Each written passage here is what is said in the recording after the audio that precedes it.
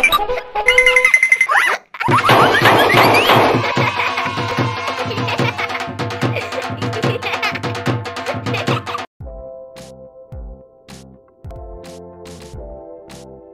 हम सब्जी खरीदेंगे। ये कौन सी सब्जी है बेटा? ये बटाना। ये कौन सी सब्जी है? बटाटा। और ये कौन सी सब्जी है? ये गोभी। कौन सी गोभी? पत्ता गोभी है। कौन सी है? पत्ता गोभी है।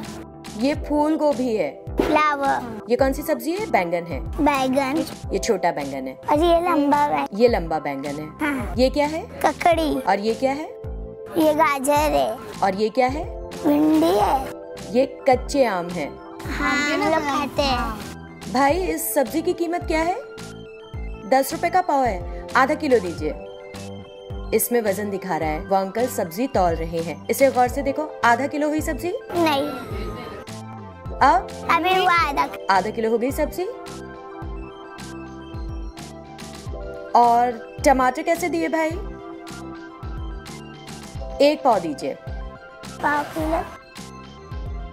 1 पाव हो गए? हाँ। कितने पैसे देना है अंकल को? 40। मैं कितने का नोट दे रही हूँ?